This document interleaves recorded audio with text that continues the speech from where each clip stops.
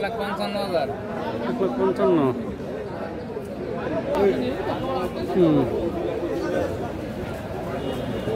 এই মুহূর্তে আমি রয়েছি বাগেরহাট জেলার সবথেকে বড় পশুর হাট ফকিরহাট উপজেলার বেতাগাম পশুর হাটে।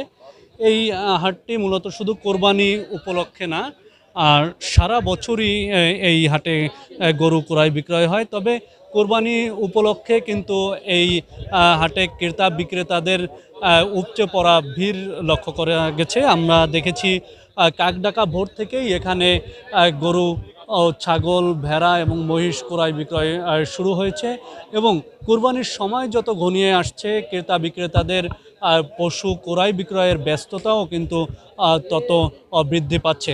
তবে আমরা ক্রেতাদের এবং বিক্রেতাদের সাথে কথা বলেছি, দুই পক্ষই কিন্তু দামের বিষয়ে মিশ্র প্রতিক্রিয়া জানিয়েছেন। বিক্রেতারা বলছেন গত বছরের থেকে প্রতিটি গরুতে অন্তত 10 থেকে 20,000 টাকা কম দামে এবার বিক্রি করতে হচ্ছে।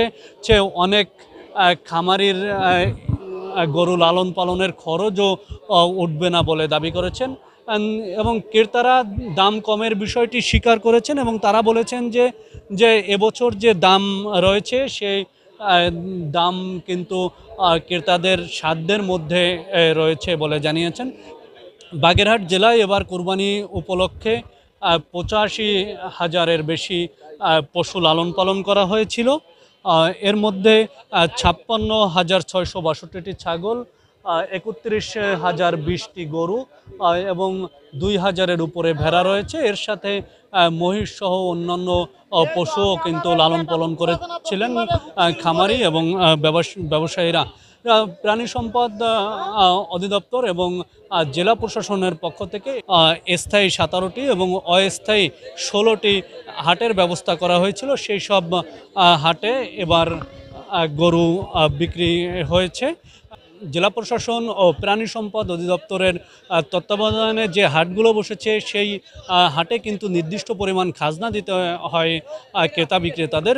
তবে এই যে হাটটিতে রয়েছে জেলার সবথেকে বড় হাট, এই হাটে খাজনার পরিমাণ একটু বেশি বলে আমাদেরকে জানিয়েছেন ক্রেতা বিক্রেতারা। এই হাটে 6% করে খাজনা নিচ্ছেন এখানকার যারা হাটের কর্তৃপক্ষ রয়েছে তারা, অর্থাৎ প্রতি 1 লক্ষ টাকার গরু ক্রয় বা বিক্রয় করলে 6,000 টাকা করে খাজনা দিতে হচ্ছে, যেটা ক্রেতা বিক্রেতাদের জন্য জুলুম হয়ে যাচ্ছে বা ক্রেতা বিক্রেতাদের উপর অতিরিক্ত চাপ হয়ে যাচ্ছে বলে জানাচ্ছে। তবে অন্যান্য হাটের কথা যদি বলি, কচুয়া, বাধাল, মোরেলগঞ্জ এসব জায়গায় কিন্তু গরু প্রতি 300 থেকে 500 এবং কিছু কিছু জায়গায় গরু প্রতি 1,000 টাকা মাত্র খাজনা নেওয়া হচ্ছে। সেই সব জায়গায় চাষি, খামারি এবং ব্যবসায়ীরা অতিরিক্ত সুবিধা ভোগ করতে পারছে।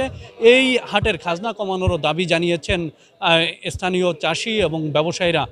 বাগেরহাটের বেতাগা পশুর হাট থেকে এই ছিল আমার কাছে কোরবানির পশুর ক্রয় বিক্রয়ের সর্বশেষ খবর।